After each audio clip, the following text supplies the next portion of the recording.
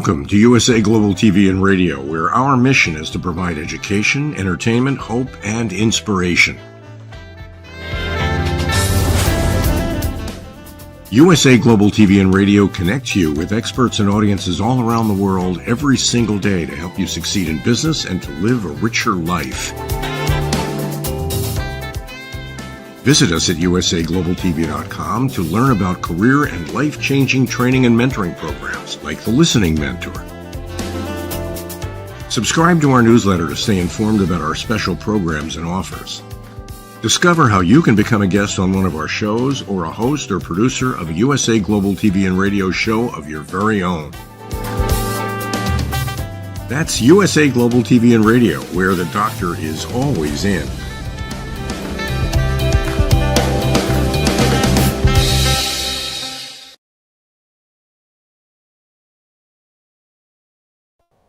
Hello, everyone. Welcome to USA Global TV and Radio. I'm Dr. JACALYN KERBECK, and our show today is Authentic Achievements here at USA Global TV and Radio. We are super excited for 2024. We're on a new platform, so hopefully we won't have any technology glitches, but if we do, just stay with us. We have probably 16 platforms watching right now, so welcome to each and every one of you. The star of our show is KIM-ADELE Randall. She's joining us from the United Kingdom. She's been with me since the very beginning, and she's helping people all over the world. She's an internationally accredited coach. She's a public speaker, a TEDx speaker. She's an author. She's a mother, and she's a really good person. Let's welcome her to the show. Hello. Hey, Dr. JACALYN. Happy New Year. Happy New Year to you as well. It's so good to see you here on our new platform and in our new kind of studio. What do you think? I'm loving it. And so nice to be able to kind of connect with so many different places. As you say, it's a fresh start, new year, and also new platform. So exciting times ahead. Absolutely. How was your New Year? It was lovely, actually. As you know, my little girl's only 7, and she desperately wanted to see the new year in, but I was like, that's quite late. So we compromised, and she went to bed, and then I woke her up at 11:30 so that she could come down and actually see the new year in. So it was really lovely. She was so excited to watch all the fireworks and things, and it reminds you of just the joy of simple things that sometimes it's easy to forget, isn't it? It's so true. You know, I don't have any children, but I was just thinking to myself that the holidays, they're so special for kids because it's like that first time they still have that curiosity and that just interest in what's going on. And I think it helps rejuvenate all of us as we get older and a little bit jaded and we're sort of micro examining ourselves in every aspect of our lives. It does. And it's been such a life leveler for me becoming a mum, but you kind of sit, and hopefully, for all the parents out there, this will resonate. You spend all that time working out the perfect gift, and then they're more excited with the box it comes in, what they can create from it. But it reminds me of what it was like to be curious and to be creative and to be thinking about those things. And looking at a box and not seeing the box, you're seeing it could be a car, it could be it could be a boat, it could be whatever you want to make it. And too often now I look at it and go, it's just a box, it's rubbish, it needs to go in the bin. And so I'm trying to embrace my inner child and be that creative person that I used to be. Well, good for you that you're even aware of that, because so many times we're not aware of things and somebody else has to point it out. And by the way, I love the fact we both have the same office. We've got like we've got a great view going on. Where do you think we are? I don't know. I was trying to work that out when I put the background up, and I was like, "Well, it looks quite pretty. It feels like I could quite like to be there, wherever it is." I know. Well, you know, that really says a lot when we think about starting 2024 in a positive way. Your environment makes such a big difference. And not everybody has the ability to be in a beautiful office space or broadcast studio or have a view like that. And so it becomes a little bit more challenging to have a mindset that's going to lead us to where it is that we want to go. And sometimes we don't even know where we want to go. But KIM-ADELE, what I'd love to have you start us off about is because as you know, the end of one year comes, the next year's coming, and people have an entire list of things that they're going to change. But they didn't change any of them from the last year when they said they're going to be making changes. And of course, there's no judgment. But what would you say, based on your experience as a coach who has helped so many people, what's the best way to get started in making a change? I think very often the reason we don't do it is because we set our goals in the negative. So what we do is we set things we don't want. Like, I don't want to be overweight. I don't want to not be fit. I don't want to. And therefore it's really hard to be motivated to do something you don't want. So one of the number one tricks is to make sure that you've set your goal about something that you do want. So it's not, I don't want to be overweight. It's I want to be a particular weight. What's that going to look like and feel like? The more you can picture it and bring it to life, the easier it is for your brain to start to move you towards it. And I think sometimes as well, we I know I'm using weight because one of mine is I'd like to lose some. But it took me four, maybe 5 years to put it on. So I also have to be kind to myself and realize it's not going to come off in 4 days just because I've now decided that I want to do it. So I think sometimes it's about those realistic guidelines. It's about being able to track your progress, set yourself some small wins along the way so that you can see where you're coming from. But also put it into balance. This is the time of year when we can be really harsh on ourselves, and I think about all the things that we're going to change, and this year's going to be different. But how much time do we spend looking at all the things that we don't want to change, and therefore acknowledging that those are the things we've changed before now working for us? Because then again, that gives us that motivation to say, well, we've changed before and it's really worked for us and it's lasted. So I've got faith that this will continue. And I think it's making sure that you've broken them down. So I'll share an example of somebody I worked with many years ago. And she used to write massive goals, right, and then not break them down. So she was one of these people that was really hard on herself. So she'd turn up to every meeting and she'd go, Kim, I didn't do it. And I was like, okay, what goal did you set yourself in the last week? To rewrite the entire induction training for Barclays Bank. And I was like, okay, did you think you'd get that done in a week? And she went, no. I said, what, precisely. I said, so you've got to break the goal down to what did you expect to achieve in the period of time. I said, that way you know whether to hold your feet to the fire because you've not made as much progress as you should have done at this point, or whether to celebrate because you've got there faster than you expected.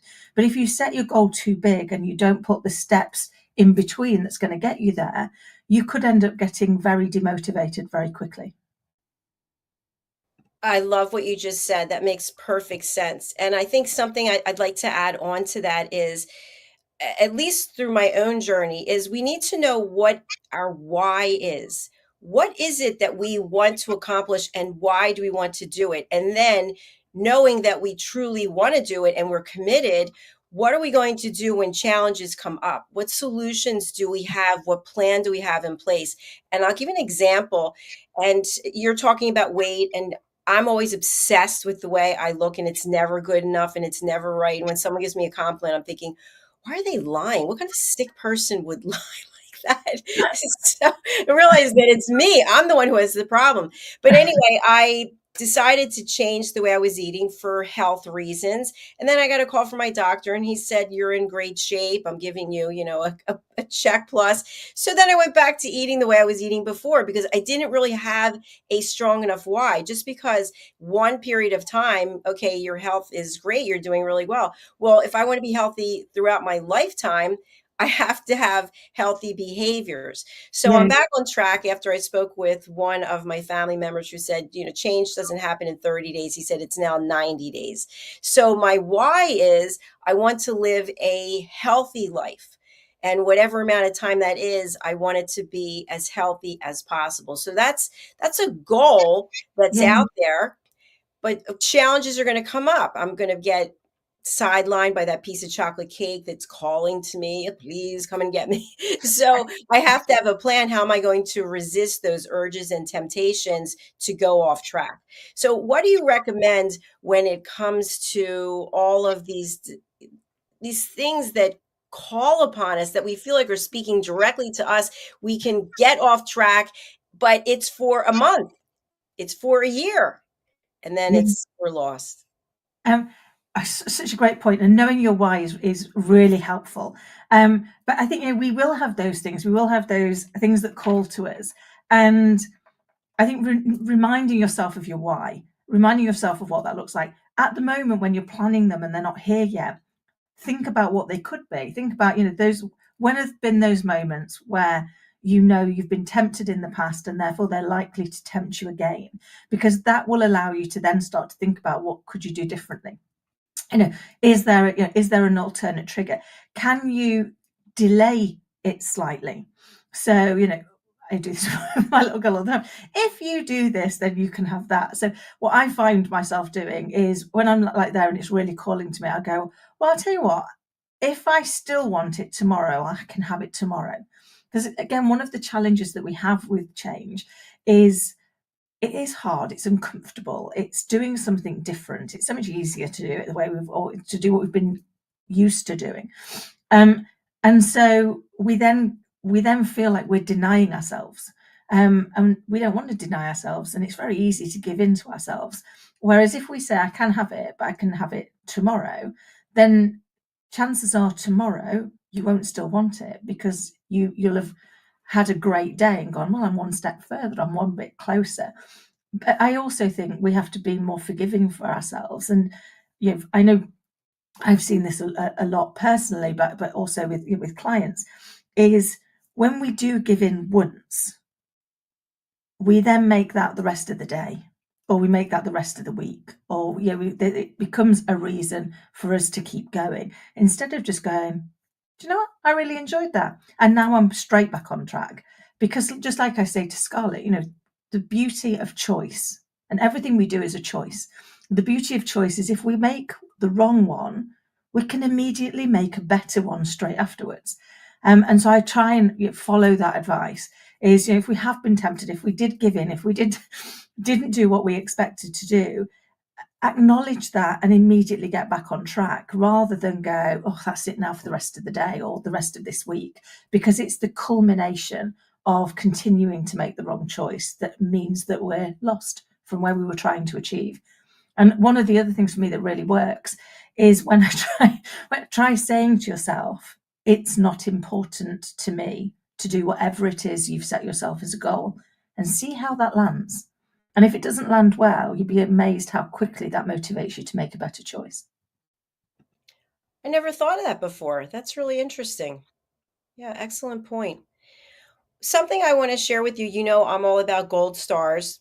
And what I found is, if we talk about fitness, and I've given this example before, I've always wanted to have a six pack abs, right? And I work on my core. I go to a place where I do core every single day of the week, but I don't have six pack abs. And I don't know that anyone in my family's had it. So whether it's genetic or not, or whether it's what I'm eating, is definitely part of it. And I said to myself, let's say you get the six pack abs. Now it's 60, soon to be 61 in March.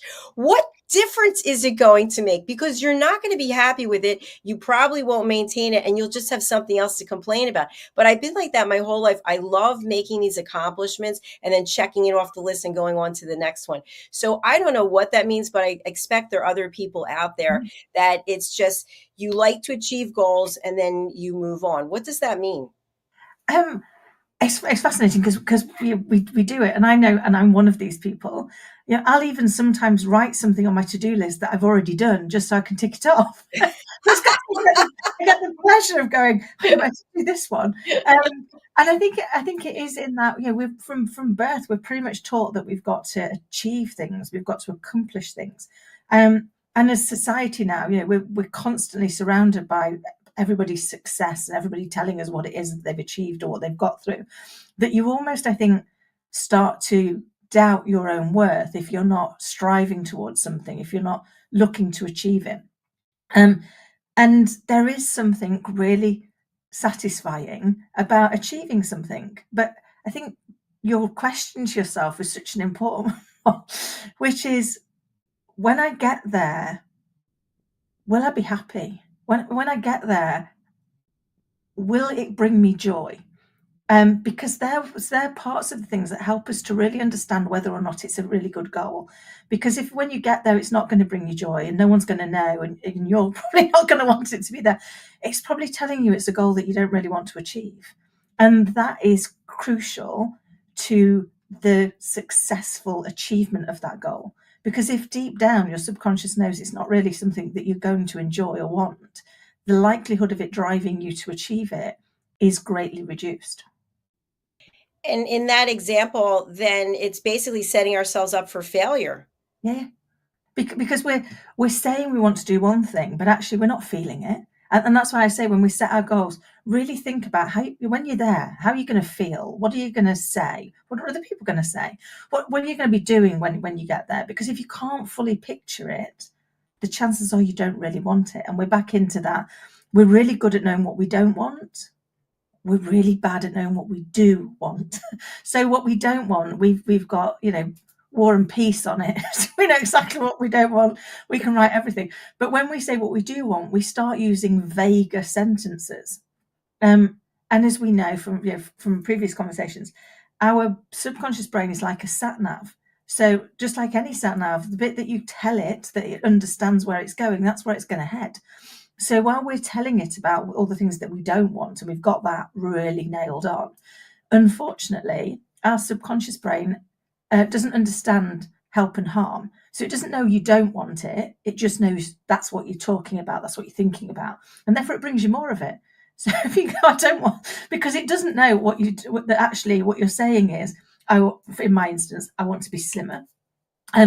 Instead, I'm telling myself, well, I don't want to be overweight. I don't want to like this. I don't want to do this. I don't want to do the other. So it brings me more opportunity to do all the things I don't want to do because it thinks that's where I want to head. And so I have to get really focused on making sure that I've written the goal in what I do want to achieve. And then I start thinking about all the things that I do want to achieve as part of that. And what will I feel like? What will it look like? Because the more we can invoke all of our emotions and all of our senses and attach them to that goal, the more likely it is we're going to achieve it, because we suddenly employ all of ourselves towards that success, rather than actually there's a little bit of us that's going towards success and then a huge amount of us that's in the background doing massive self-sabotaging and holding us back from it. So I think it is, and it's the same in our business goals and things. If we're not clear on what it is that we're trying to achieve, then we're never going to get there. And I speak to a lot of people at the moment who are like, well, they should just know. When they're talking about their team, it's like, well, they should just know. It's like, well, why should they just know? Did you just know? Or did you have to put some thought into coming up with it, thinking about it, checking in and making sure we've got a good understanding? And I hear people all the time say, but it's common sense. And if life's taught me anything, the one thing it's taught me is the one thing about common sense is it's not that common. So you've got to assume that we've got to give people clarity, including ourselves. So we've got to check that we've got real clarity on what it is that we're trying to achieve and why we're trying to achieve it, so that we can then pass that on, and then we can be more successful.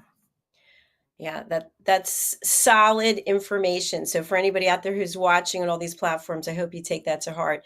Something else I like to share, I like to be transparent because I'm hoping that somebody out there can also relate to what it is that I'm saying, is that this past week, I've had a couple of amazing things happen that I really wanted. One, I became an Amazon influencer, and the other, I am going to be teaching spin class here at a place that is really fabulous, wonderful people. And so it just happened, right? Both of these things, I'm teaching the spin next week, and the Amazon influencer started 3 days ago. But I look and I go, oh my gosh, I want to sell out the spin room, right? I want all the bikes to be filled, even though I just announced it yesterday. So I keep checking like a psychopath to see how many bikes reserved.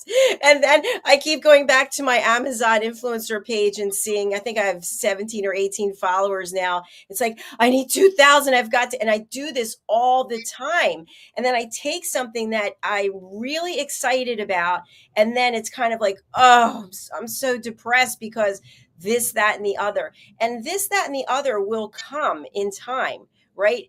But we do that. We set ourselves up instead of embracing and celebrating whatever the goal is. Then we put even more things on top of it. So now we're upset about it instead of celebrating. What is that called? Self-sabotage? It's an element of self-sabotage. I'm sure there's probably a much better name for it, but we do it all the time. And it's almost like we can't enjoy the joy we got of achieving the goal, because now we've achieved it, so we've got to move straight on to the next thing. And why have we? Well, why can we not? If we go back to, again, as we were as children, because our brains are the same as they were then, it won't work any differently. The difference is, as children, we've not yet had society impact us and tell us what we should and shouldn't do and where we should and shouldn't go.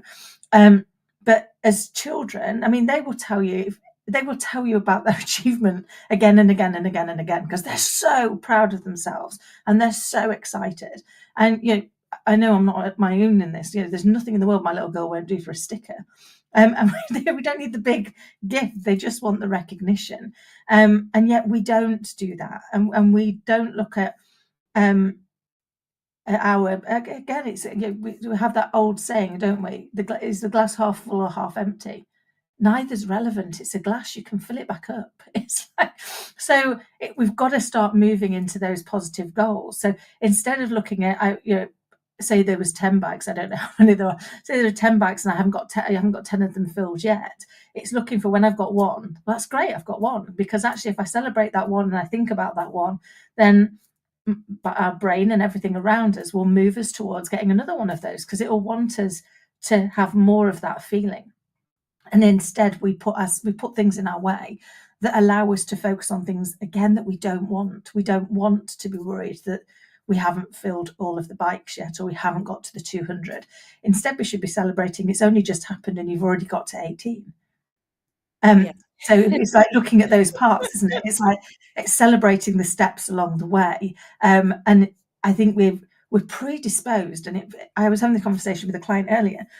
So we think about the things that we're fearful of. So our fear will be that we don't get to the 2000, that we don't fill the class, that we don't. What happens if that happens? Does the world end? Does anybody? But we don't really go in and really understand our fear, because actually once we understand it and we can go, well, actually, the world wouldn't end if that did happen. The world would not end. I could live with it. I've used that saying for a lot of years, which is, what's the worst that can happen and can I live with it? And if I can, I'm going to take the action. I'm going to move it forward, because I've already faced the fear and recognized in myself that I could live with the outcome. And therefore I'm less fearful of it now, because it becomes less. When we don't really look at what we're fearful of, it becomes the scary monster that was under our bed when we were little. That's terrifying. Nobody wants to go back to that. And so the fear stops us from taking the right action. So I think one of my things for this year is to really face the fear of fear, so that it doesn't allow me to not do the things that I want to do, and doesn't allow me to give myself an excuse not to, because that's the only person who's getting the excuse is me. I'm excusing myself from taking action because I'm choosing to cling on to fear, and yet the fear is imagined. So what we're fearful of has not happened yet. We've created it, we've imagined it. What we're hopeful for also hasn't happened yet. It's what we've created and we've thought about it. It's the same brain that has done both of those. So creating our fear that we haven't got to the 2000, or that we haven't got a full studio, we've imagined that. It's not happened yet because we've only just been given the opportunity. We're hopeful that we get to more than 2000. We get a waiting list for people for the bikes. Hasn't happened yet. We've imagined it. Both are equally likely to happen because they were created by the same brain. So why do we choose to give more credibility to what we're fearful of than we do to what we're hopeful for? And that's, again, down to our choices. So I'm choosing to go with hope rather than fear, and see where that takes my life. I just love what you shared about fear of fear. And something else that just really resonated with me is in the example that we gave, instead of thinking about the Amazon Live followers at 2,000, I should be programming myself for when we hit 10,000. Not that we don't have 2,000, but when we get to 10,000, or that the bikes are sold out and the people are asking for more classes, because that's a different mindset than a fear mindset.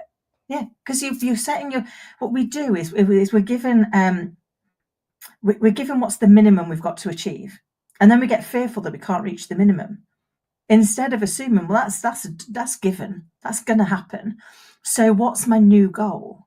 Yeah, so when I was running sales teams, I always used to get them to set their own target. Now, clearly, their target wasn't allowed to be lower than the actual target because we'd never get anywhere. But it was like, why would you stop? They were commission-based roles. So I'd sit with them at the start of each month and go, how much do you want to earn this month? And they were like, well, can I do that? I was like, yeah, tell me how much you want to earn. And then we'll work backwards and we'll see how much that means you need to sell each day and each week. But it's your goal, not my goal. Because once we've set our own goal, we're more motivated to get there. And it helps us get past that fear. Our fear is we're going to fail at a goal somebody's given us versus being driven towards achieving a goal we've got of our own. And as long as the one we've got of our own is beyond the one that's been set for us, then we can only really succeed. And I appreciate that example that you just shared. And it reminded me of when I was in corporate and we were selling employee recognition, sales incentives, those types of programs. There are certain industries like the insurance industry, I don't know if it's the same or not, it hasn't been that long, but where you really did not have a cap on how much you could earn. It was all based on you and your efforts. So instead of having this big salary, you would have to go from ground zero or maybe some small amount of money, and you'd have to get out there and make it happen. And if you talk to insurance reps, at least this is back then, it'd be like, I'm dependent on myself. I know I'm going to do it. But somebody else would be literally in a complete state of panic. There's no way I could take a commission only type of job. But if you truly believe in yourself, why not? But it's that fear, and I need to have that cushion. So as you know, having been in corporate, we left, we go out on our own, and there is no steady paycheck. There's no health insurance benefits. There's no traveling the world. Someone else is paying for it. We have to pay for everything ourselves. But yet at the same time, I know for me, it is the best decision I've ever made. I love everyone that I worked with. I had a great experience, but I have never been happier. But I don't make the money that I used to make, and I could care less. So I don't say to myself, one day I'm going to make X, because that's not really what's important to me now. It's one day I'm going to have a legacy that I'm going to leave this world. How about you? I completely agree. I mean, I was talking about this just earlier this week, actually, on a different podcast, where it was like, you leave corporate life. We're entrepreneurs, and you set up, and you're dead excited, aren't you, about starting your business? And then on day one, it suddenly hits you that you are now payroll, your IT, your sales and marketing, you've got all these other hats. Some of them you don't even know what those hats are or how to put them on, but you're the one responsible for them. And you've moved so far away from what it was that you went into business to do. And I think I love the move that I made. It's been the best move ever in the amount of freedom it gives me around bringing up Scarlett and doing the things that are important. And like you, Dr. Jacalyn, I think it's helping understand what's important. I now get to work with people that I love. I love seeing their success. I get to do things that are priceless, like pick my little girl up from school and have quality time with her. And I would never have got to do in corporate life. And I think sometimes when I look at my goals are about how can I get more joy into my life. And I used to earn a lot more, but I wasn't as filled with joy as I am now, because I get so much more back from doing what I do and living as I do than I ever was given the opportunity to in corporate life, because you were just on the hamster wheel and you just kept running. So I think it helps us to understand what's important to us and what our true goals are. Because if I'm honest, my old goals were the ones I thought I was supposed to have. They were the ones that I thought were expected of us, which is to keep going higher, to keep achieving the next thing. But back to what we were talking about earlier in the show, I didn't think about, was I going to enjoy it when I got there? Because as soon as I got there, I've got the next step to climb. Whereas now it's much more around, making sure I enjoy every moment and being present. I've just come off a holiday break where unfortunately we had a few family bereavements, and it's a real reminder that the only thing that we've got that's truly precious and that we don't get back is time. And so it's really helped me to be much more present on what's happening, and think, all the goals are always way off in the future. Whilst we're focusing on those, we're not focusing on what's happening here and now. And that's where the real opportunity lies, I think. I'm sorry, Pudding's got loads to say. He'd really like to tell us that his goal in life is to get through that door and save me from the wind. So we're really grateful, Puds, that you're saving us from wind. Hi, Pudding. Hello, hello.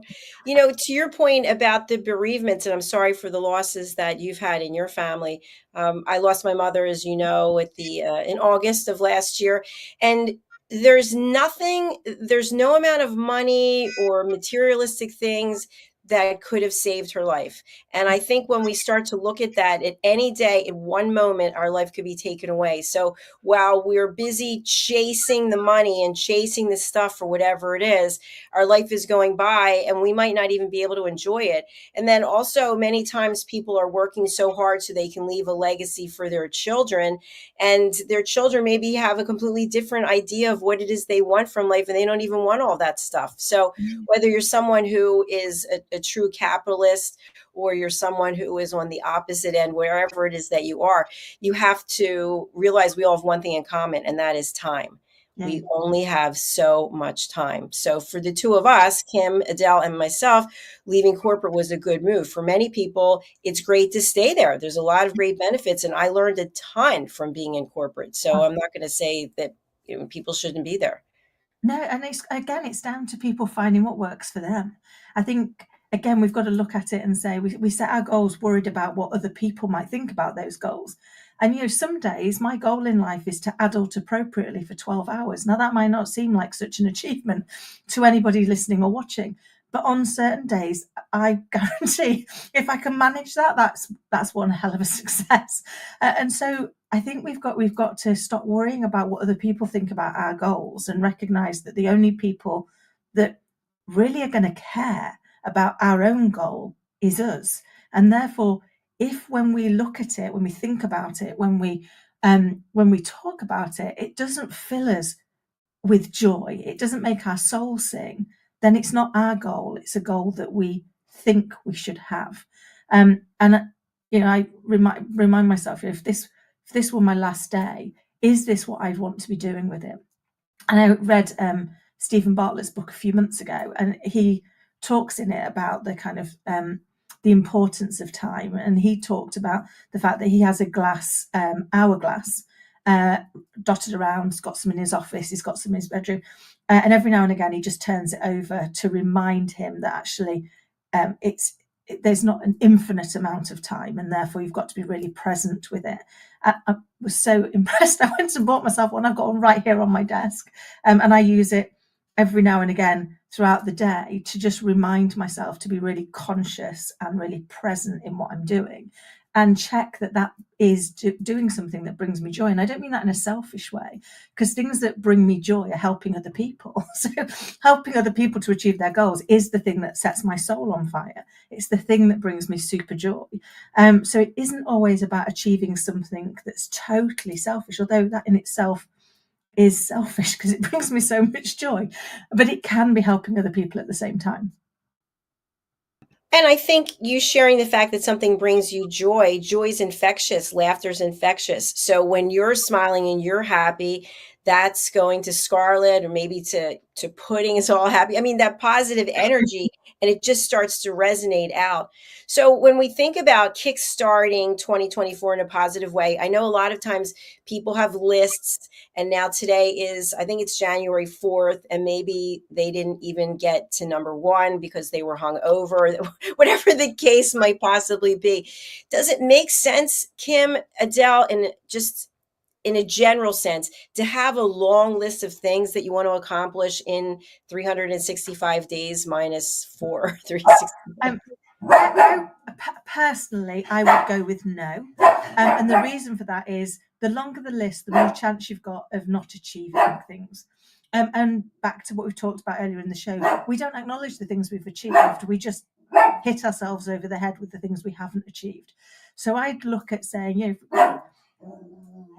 have maybe 2 or 3 key things that you want to achieve. Really focus in and work on those ones, the ones that are going to be the real needle movers, the ones that really are going to bring you joy, that are going to change your energy, because they're going to be the ones that you want to get involved in and get right. And once you've hit those, nobody says we're not allowed to make goals other than New Year's Eve. We can make them whenever we want. So I would say go for 2 or 3 things that you really, really desperately want, because they are going to bring you such joy, and focus on those. And once you've achieved them, celebrate them, and then by all means go and look at the next 2 or 3. But when we've got a long list, one, we can end up focusing on the ones that aren't actually the most important ones to us. So we reflect at the end of the year and go, yes, I achieved lots of stuff, but it wasn't the stuff I really wanted to. And that's because we spread our attention too wide. I completely agree with you. And I think hand in hand with what you're sharing is, and this might be determined person by person, but once you know what your goals are, you have an opportunity to share them with your loved ones, and it may or may not be received well for various reasons. Or you could work with a mentor or coach, and let's just discuss the differences. So what I've found, what I've been told as a coach myself, is somebody has this new goal in mind. They share it with their spouse, their significant other, their children. All of a sudden, people are thinking, oh no, he or she is not going to be around. He or she is going to be looking great, and I don't look great. I don't feel like changing the way I'm eating, and on and on and on. And so that can kind of deter a person if their why isn't strong enough. But at the same time, maybe it can be, well, I'm going to show you anyway. And as you know, sometimes relationships break up because someone's changed so much from another person. So when should someone seek out a coach, a mentor such as yourself? And do you share that with your significant other, with your family, with your friends, to let them know that you are working with a coach? Yeah, I think so. I think for me, working with a coach or a mentor is really about trying to have somebody on your side that is opinionless. Because when you're, as a coach, when I'm working with a client, I don't have an opinion on what they're trying to achieve or how they're trying to get there. It's a total non-judgment place. It's that safe space where they can tell me anything. My sole goal is to help them to succeed in whatever it is that they're trying to achieve. And that's because there is no other vested interest in that relationship. The relationship was created to help them to succeed in whatever they've chosen to succeed in. Whereas in every other relationship that they've got, there is an alternate part at play, which is how it impacts that relationship, how it may, to your point, how it may affect that relationship, how we may feel. The fact that somebody's changing means, do we need to change a little bit for that to still work, or is it going to work without that change? So I think, for me, I got into coaching because when I was doing the big corporate roles, there's often nowhere to share the thoughts, the thinking, the soundboarding of where you're going, because as a boss, you try and step away from it and be totally neutral, but you have a vested interest in the outcome of what they're doing because they work for you, and that's going to have an impact on the rest of the business. So certainly for me, clients that come and work with me, it's when they know that what they need is somebody completely neutral that's going to work with them, that's going to be non-judgmental, but is going to help them unlock where they're getting in their own way, and where they can identify the opportunities to keep moving forward, to keep overcoming the obstacles that either life is throwing at them or they're throwing at themselves because of the way that they've worded something or the language that they're using, which is driving their output. And I often get asked, what's the difference between a coach and a mentor? And I do both. But for me, as a coach, I don't need to know how to do what it is that you're trying to achieve, because it's all about asking the right questions, helping you to unlock where you're going through. As a mentor, you mentor in something where you've already been through what the person's going through, you've already achieved what it is they're trying to achieve, and therefore if they don't know the way, you can show them the way. And so some people will need both at different points, and sometimes all you need is kind of like a trusted advisor that you can just sound things off against. So it should be an addition to your support structure rather than instead of your support structure.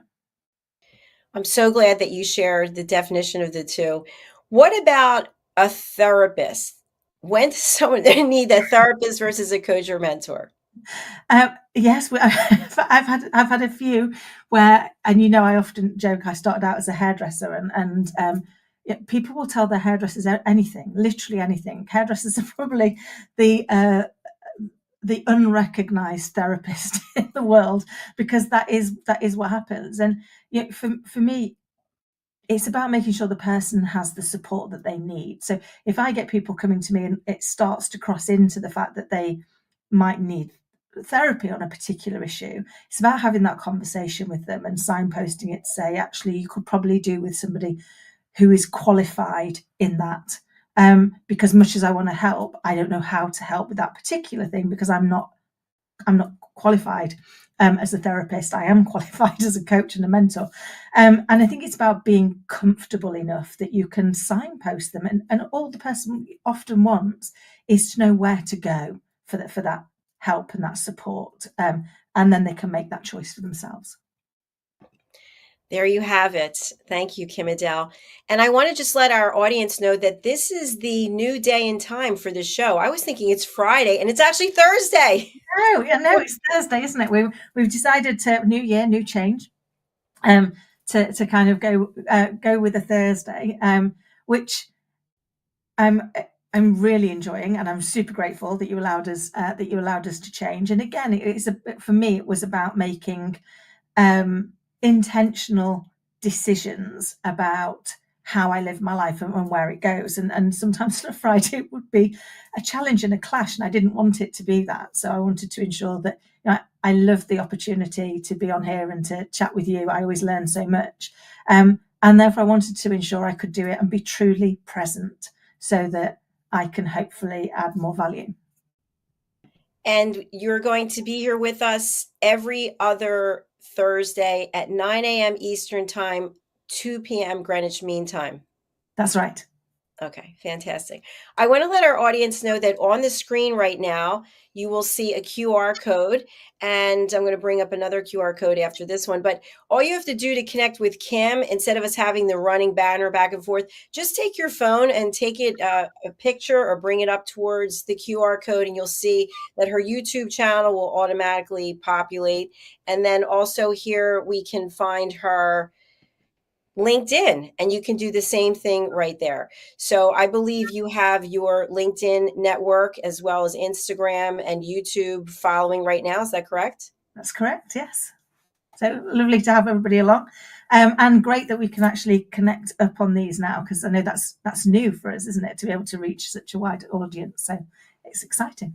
It absolutely is. And KIM-ADELE, as I ask you this real time on television, are you open to having guests on this show? I know you and I have been doing it, but would you like to have a guest? Tell us a little bit more about that. The whole point of the show is to be able to hopefully inspire and motivate and encourage the people watching and listening to keep going, to push themselves to achieve whatever it is that is in them to achieve, whatever that is, totally without judgment.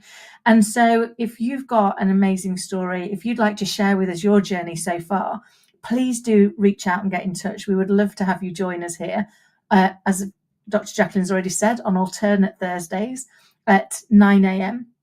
or 2 p.m., dependent on whether or not it's Eastern Time or GMT. So if you've got a burning desire to share your story, please do reach out and get in touch. And you can just go to the QR code that now is up in the corner of our screen, and you can click on that, and then you can go to book your session. There's a lot of information on book your session because we have a lot of things going on. So go there and then scroll down to the bottom, look for Authentic Achievements, and you can go ahead and join us. So KIM-ADELE, what would you like to leave our audience with today as we close out this first episode of 2024? I'd just like to leave everybody with the hope that this year brings you all health, wealth, happiness, and joy, and that you achieve whatever's in you to achieve, and that it brings you the happiness you deserve.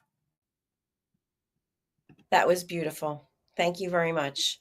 Well, I look forward to seeing you again. I'll be in touch with you before 2 weeks from now, but enjoy the rest of your afternoon, evening, and please give a big hug to Scarlett and to Pudding. I will do. Thank you so much. Lovely to see you, and see you all again next time.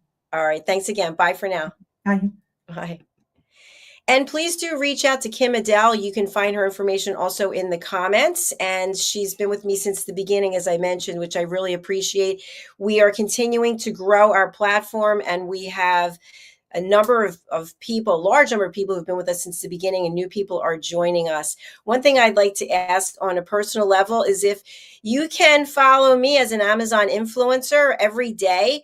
I'm doing some segment about Amazon products that I use, making recommendations and giving you, excuse me, what's really going on, how I really feel about the product. So you can just take your phone and go ahead and take a photo of this QR code, and then you can find me there. I will be doing a segment today live here on this platform, as well as Amazon Live, about spinning accessories, everything that you need to spin. So I look forward to having you join me there.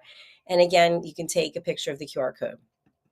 All right, our next show is coming up, and it is Hot Topic. So we look forward to having you join us for that. So please do mark this on your calendar so that you are with us on a regular basis. We have depending on the week, we've got about 40 different shows, but depending on what people sign up for to be a guest, anywhere from 30 to 42. So go over to our YouTube channel, if you would, USA Global TV and Radio, and subscribe.